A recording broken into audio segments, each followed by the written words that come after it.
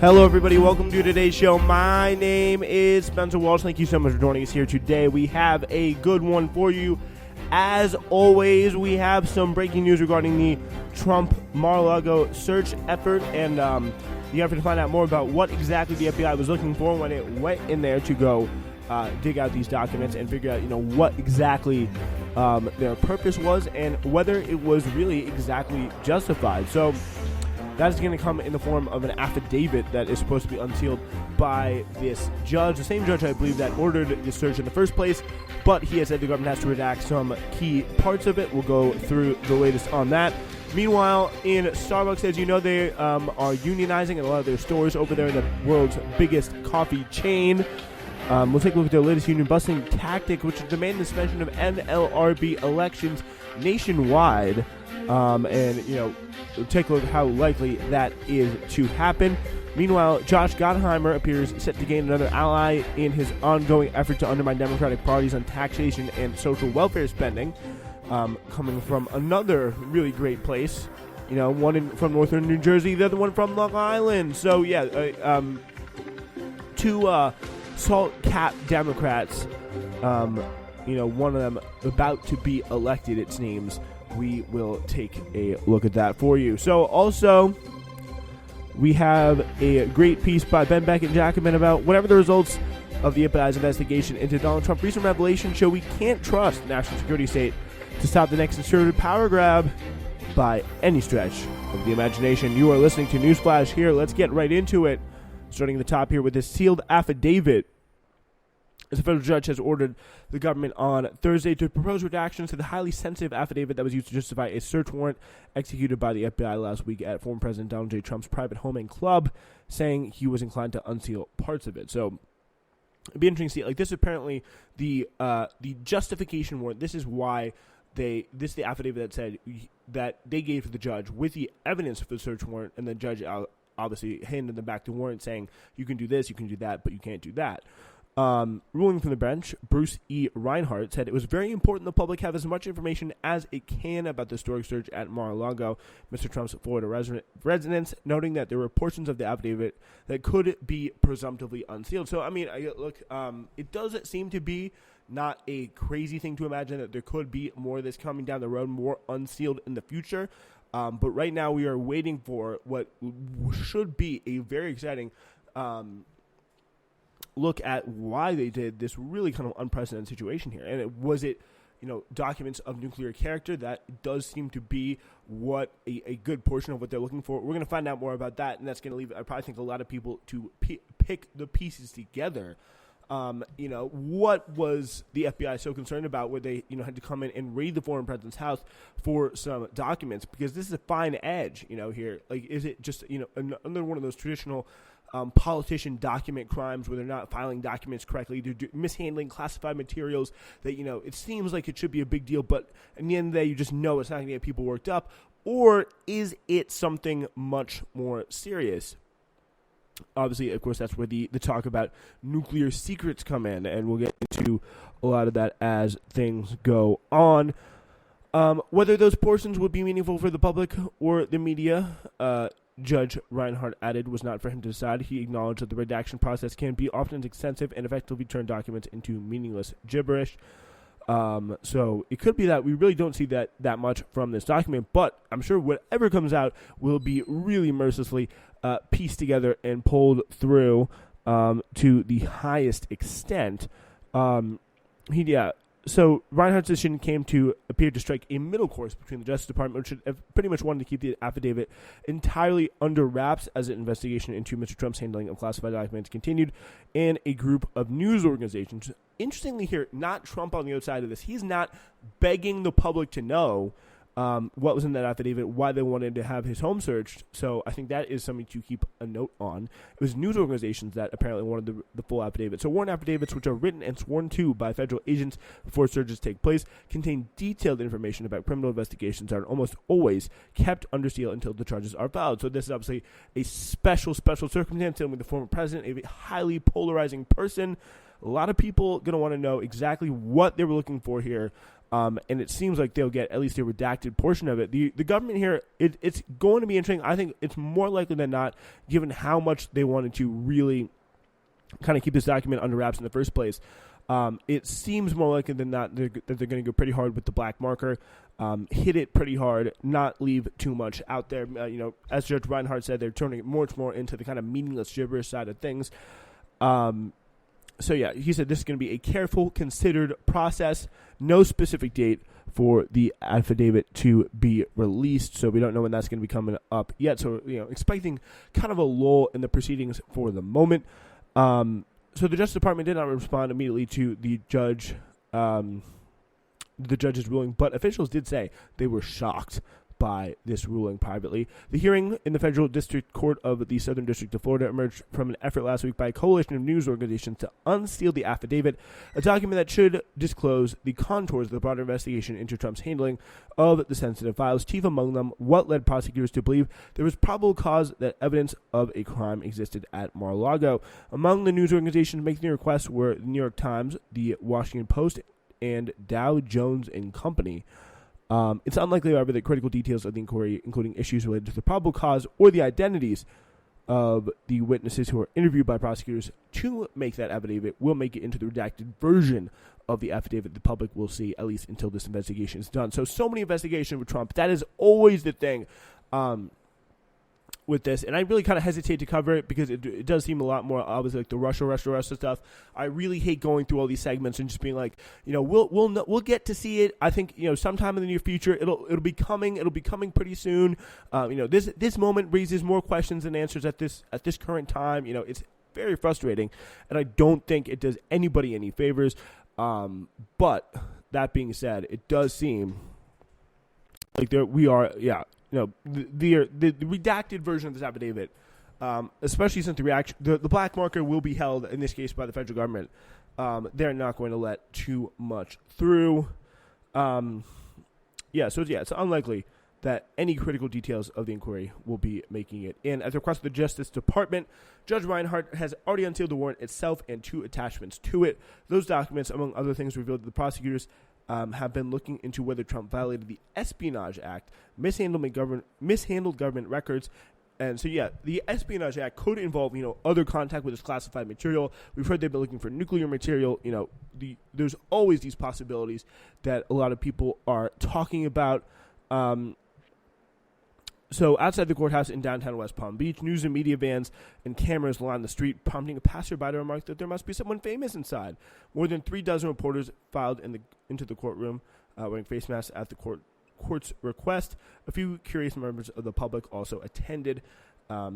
Before the proceedings began in earnest, Judge Reinhardt unsealed a few more ancillary documents connected to the warrant affidavit that all parties had agreed to release. They included a redacted copy of the warrant application, the original order to seal the warrant, and the government's request to seal the warrant. A top Justice Department lawyer began the arguments in front of Judge Reinhardt by admitting the search of Mar-a-Lago had attracted heightened public interest. But he still opposed the request to unseal the affidavit, saying it was a very detailed and reasonably lengthy document that provided a guide into the continuing inquiry of Mr. Trump in a way that they would not want the quote-unquote defense of the situation to get wind of. The lawyer Jay Bratt, the chief of the Justice Department's Counterintelligence and Export Control Section, which has led the investigation from the outset, noted that if the affidavit were publicly available, it could reveal the government's next investigative steps and jeopardize the safety of its witnesses at a moment when the search of Mar-a-Lago had resulted in multiple threats against federal agents and others. If you give these people an inch, they will take a mile. Trump, we've seen what he's been able to do, or what he's tried to do to stop investigations. We've seen what his supporters have been doing outside the FBI over the past, week or so since this has come out.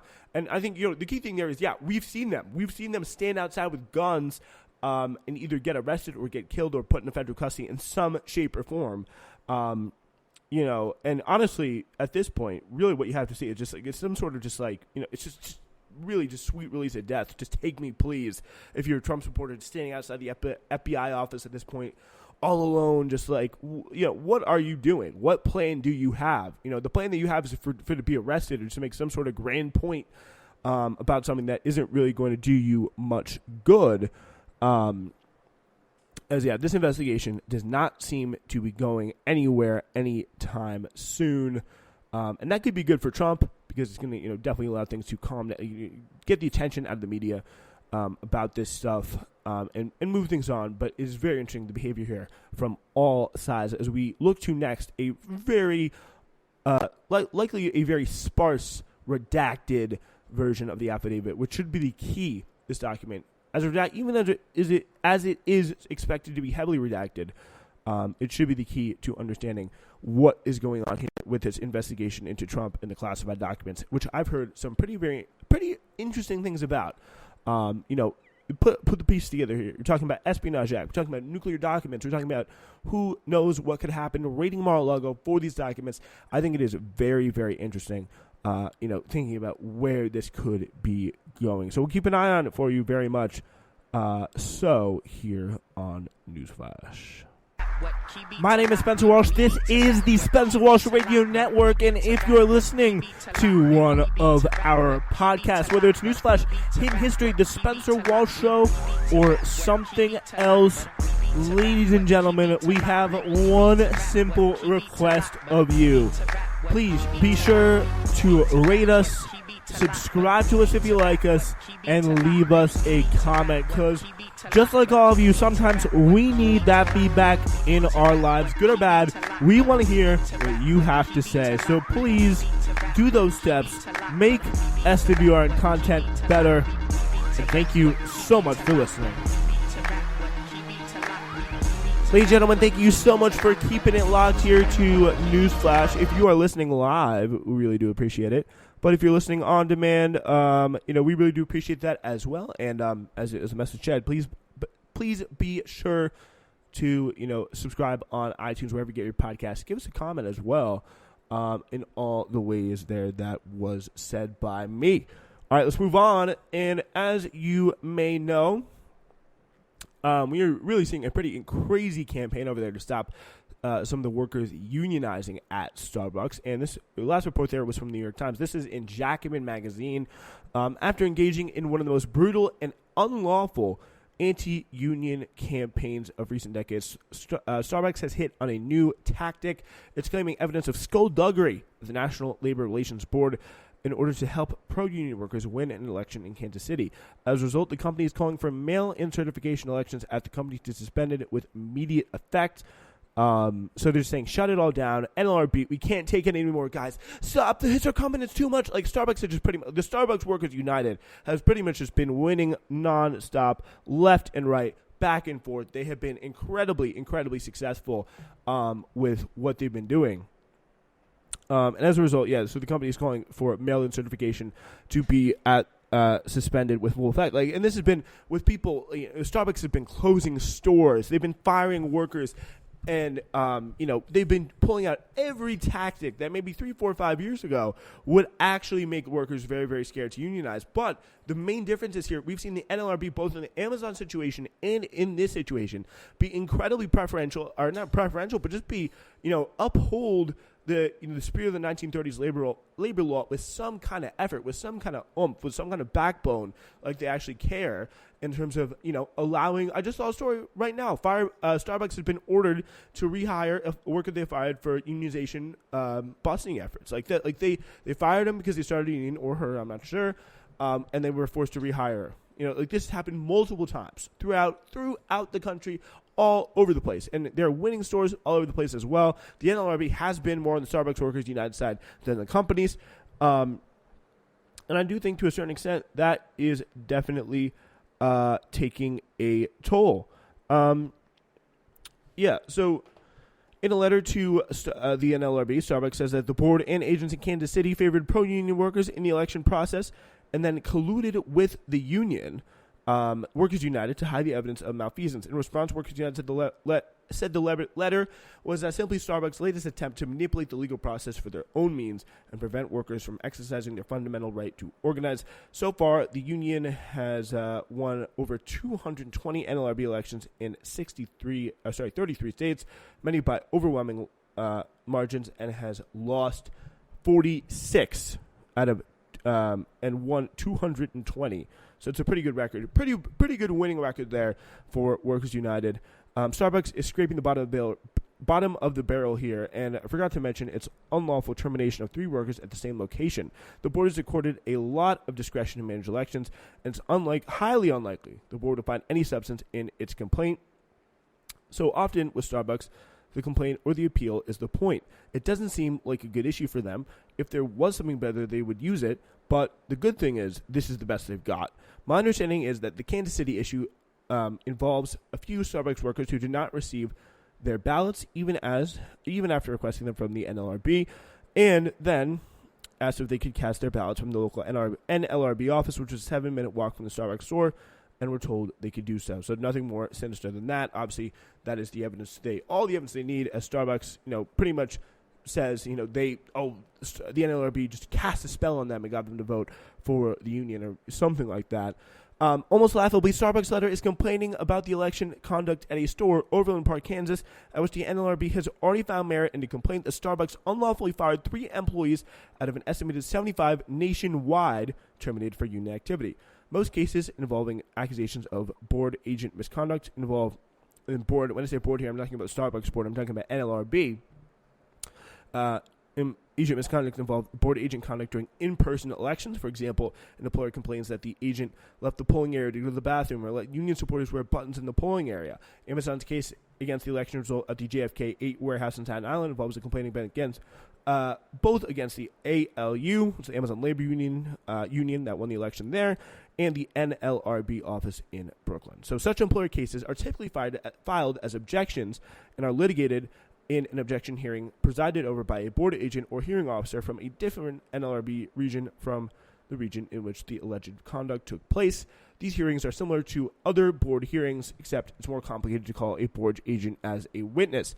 In the Starbucks campaign, board agents across the country who are career civil servants who have been conducting hundreds of representation elections and investigating hundreds of unlawful anti-union practices with extremely limited staff and other resources. Starbucks' endless frivolous appeals, objections, and complaints makes their job more difficult and means they have less time to devote to election and unfair labor practice proceedings, and that, when it comes down to it, is the point. The NLRB is something that, when it's done right, when it's filled with the right people who, they don't even have to be, super hardcore trade unionists, anything like that. They just have to care about following the law. They just have to care about upholding the spirit of the law in which it was written and not letting corporations just go over things like crazy because they have the power to do so, not just letting them overrun things.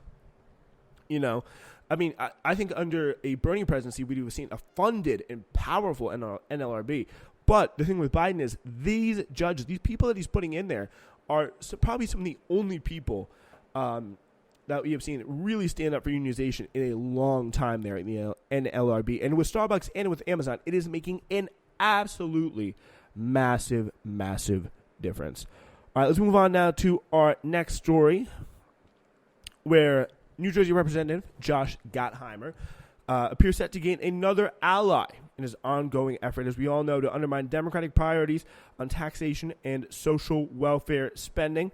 Absent a rapid consolidation by progressive elements in the district, that ally, the Long Island congressional candidate Joshua Lafazan, appears increasingly likely to win a hotly contested primary, which he has benefited from a fractured field, lack of attention to his controversial record, and the last-minute support of super PAC with ties to crypto interests. So this is kind of interesting because we got Sam Bankman-Fried here. He's a cryptocurrency billionaire.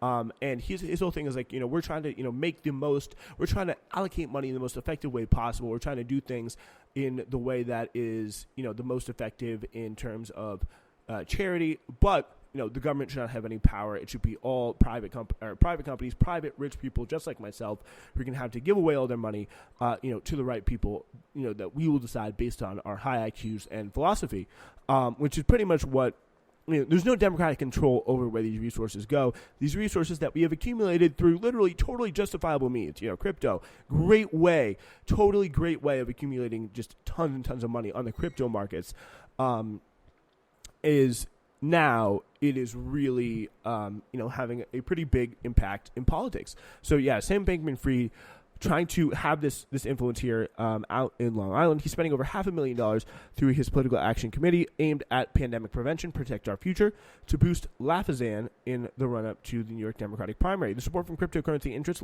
which Lafazan appears to have actively courted during his campaign and his time as in the Nassau County Legislature, gives him a financial advantage over a crowded field vying to replace retiring Representative Tom Suozzi. Voters in the 3rd District have a history of electing pretty corporate-friendly Democrats. Suozzi is considered one of the staunchest defenders of business interests in the caucus. But while Suozzi is a reliable defender of key Democratic parties like firearm regulation, abortion rights, and LGBTQ protections, Lafazan's history suggests that there are few, if any, issues he is unwilling to compromise on in order to secure elected office. So he, folks, is a complete politician. That Lafazan has now rejected the sizable outside support raises further questions about his independence from corporate interests and conservative activists who supported his prior runs for public office in the past. Lafazan, who was registered as a Democrat in order to run for Congress just last year, has accepted the ballot of a far-right New York political party in his last 2 runs for office and recently touted a close relationship with local business interests, including a recent endorsement from the corporate interest group No Labels, which really actively worked to halt the passage of Joe Biden's bill last year. Lafazan, who is presenting himself as a mainstream Democrat in the campaign's political advertisements, did not respond for requests to comment from the story. So Lafazan's apparently publicly auditioning for support for crypto kings, and that began in March when he published an op-ed extolling the technology's virtue. In it, he drew attention to legislation. He introduced in the county legislature to create a task force charged with exploring how crypto can help bolster Nassau's economy and determining ways to attract crypto businesses in the country. So pretty much getting a bunch of people in the government to figure out ways to give crypto billionaires tax breaks and public money. So Lafazan's embrace of cryptocurrency interest is the latest episode in a political career marked by high-profile appeals to powerful interest groups. The record includes a pretty questionable relationship with a local billionaire couple who provided a loan for Lafazan for college tuition while he pursued political office, relationship that's now the subject of an FEC complaint by one of Lafazan's opponents. So his political career started before he received his high school degree. He ran for a seat on the Syosset County Board as a senior, so just a complete and total nerd. He was just one of those kids who's like pushing his roller backpack around in high school and be like, I want to be president, I'm going to get out of here one day and make it. And he's just doing it by completely selling his values. And, the thing about that is it'll work, but at a point it'll stop working. Just ask Mayor Pete. So after re-election to another term in 2015, Lafazan rode the wave of anti-Trump sentiment to a seat in Nassau County by defeating Republican incumbent Donald McKenzie in 2017. During his re-election bids in 2019 and 2021, Lafazan, who caucused with the Democrats in the Nassau County Legislature, accepted the ballot line of the Conservative Party, which touts extremist stances on guns, abortion, and criminal justice, as well as a host of other issues. Somehow, also, this man ended up on the Working Families Party ballot as well, but has now distanced himself from them. He said, oh, yeah, they only care about stopping kids from doing drugs, which, I care about too. Yeah. So Lafazan put even more distance between himself and the Democratic base following uprisings over the murder of George Floyd. Lafazan appeared to pretty much after he had his woke period in 2020, his Black Lives Matter period in 2020. Lafazan appeared to then reverse his position and curry favor with the local police unions by supporting a staunchly pro-police legislation that sought to make law enforcement officers into a protected class and restrict bystanders' ability to record police interactions the following year. So, local leaders, including the NAACP's Long Island Regional Director Tracy Edwards, condemned Lafazan's apparent opportunism in stark terms at a hearing for the legislation in 2021. After recounting Lafazan's words to Black Lives Matter protesters, Edwards expressed disbelief at Lafazan's turnaround, asking her, which legislator are you, repeatedly. So this is a memorable moment of this guy, Josh Lafazan, pretty much getting his ass kicked.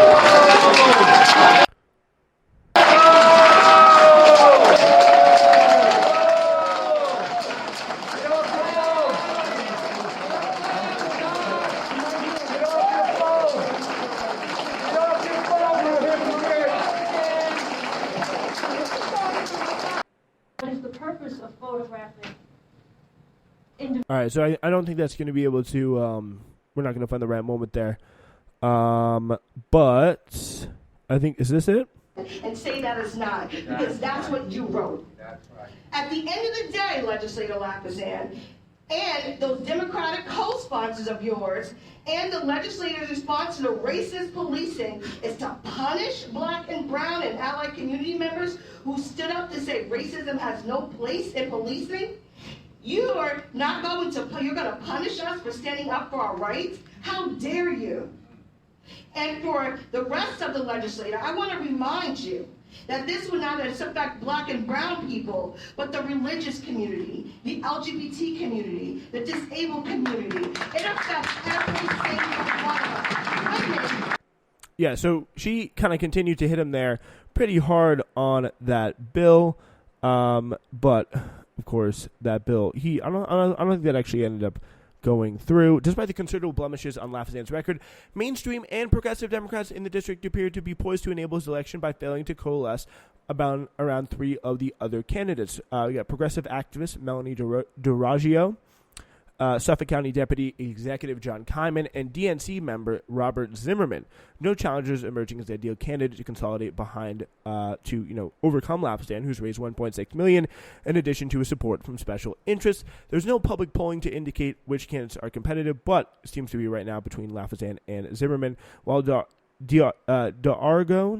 I think is how you say it, is the favorite of progressive organizations like the Working Families Party. She is very, very short on cash. Kyman's a moderate Democrat, also lagging Zimmerman. Never held elected office, has managed to keep pace with Lafazane by raising $1.4 million. So, he may run it close, but we'll see. Love a little bit of piece of depressing primary news there. But let's move on to it. Another depressing reminder about the national security state. This is by Ben Beckett here.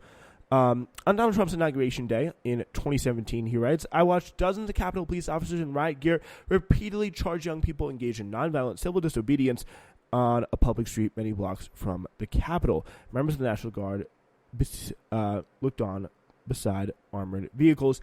The police mobilization that day was enormous, and not only among the Capitol Police. More than 3,000 officers from dozens of agencies and 5,000 members of the National Guard were on alert in D.C. For all that, the worst violence that happened almost 2 miles from the ceremonies was when some store windows got smashed up and a handful of garbage cans were set on fire. The police response to the inauguration was a sharp contrast to the events of January 6, 2021. As we saw on live TV, Trump supporters not only broke into the Capitol during a constitutionally mandated event, but came within feet of seizing Vice President Mike Pence, who they threatened to hang. They entered congressional chambers with guns and zip ties, planning to detain members of Congress. Some of them stole Nancy Pelosi's computer, short of members of Congress actually getting killed, which by all accounts was a real thought, though unrealized possibility. It's hard to imagine a greater law enforcement failure.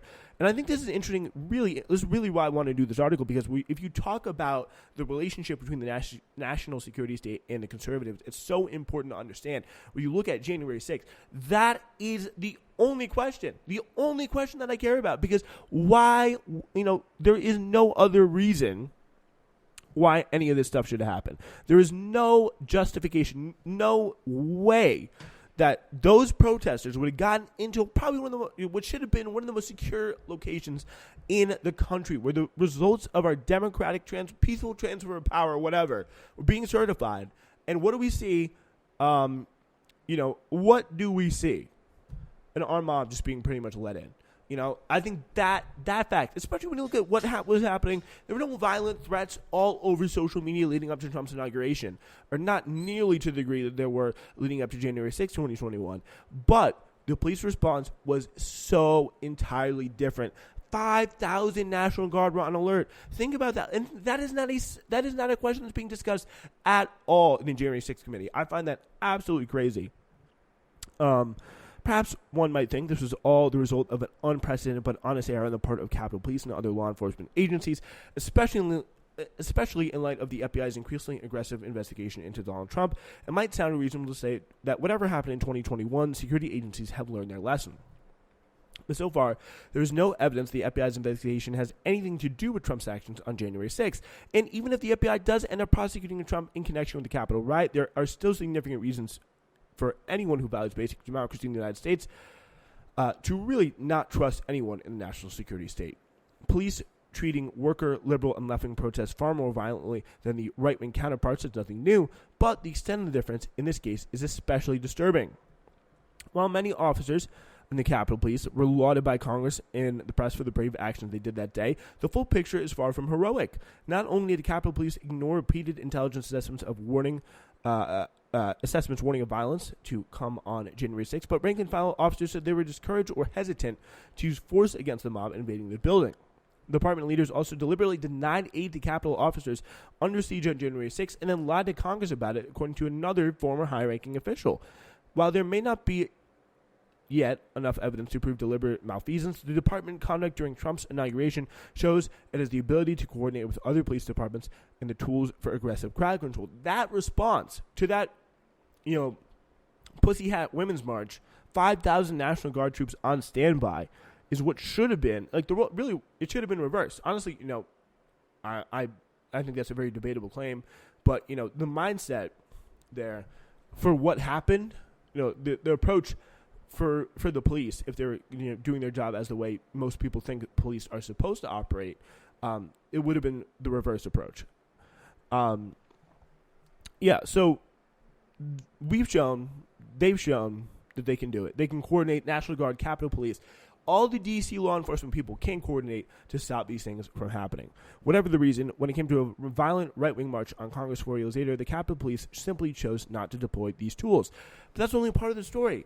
Amid questions about why the National Guard was not activated to provide backup when it became clear the Capitol Police had significantly underprepared, text messages sent to and from top officials at the Pentagon on January 6th were mysteriously deleted shortly after the riot. So were the messages on phones belonging to members of the Secret Service. Where was this connection from the Pentagon to the National Guard to this activation? Who was doing this deleting? None of this stuff. This is the stuff I hear Liz Cheney, never hear Liz Cheney talking about. And this is why I have very little respect for even the things she's doing on January 6th. It's not about, trying to score. It's not trying about, get to the bottom of what happened on that awful day or whatever, and protect our democracy, yada, yada, yada. It's about trying to score political points, because if she cared about what happened and cared about what this thing really means, she would have gotten to the bottom of this. She would be asking the questions that Ben Beckett right now is asking in Jacobin. The Internal Department of Homeland Security watchdog initially ordered the Secret Service to recover these lost text messages, and then, for reasons that are still not clear, retracted that request. Attempts to inform Congress about these deleted texts or the behind-the-scenes maneuvering to keep them hidden were suppressed. Now, the same DHS official is refusing to cooperate with a congressional investigation into his conduct and preventing subordinates from doing the same. They're going hard. Perhaps there's a personally reasonable explanation for all this, a perfectly reasonable explanation. We simply don't know, because law enforcement has been suppressing evidence to provide one. And if one comes to light, I'll eat my words. But based on what we do know, it certainly doesn't look like a competent and even-handed national security apparatus has learned its lesson and reaffirmed its dedication to constitutional democracy. It looks like a cover-up. Yeah, I think that is really probably one of the most interesting dynamics here when it comes to understanding the January 6th riots, because this would not have happened if there had been a law enforcement response anything like what we saw on the inauguration. It happened. There was no law enforcement response anything like what we saw on the inauguration, and nobody seems to want to figure out why. I think that is very, very interesting. And with that, so the time we got for you guys today. We will see you back on Tuesday. It's been Newsflash.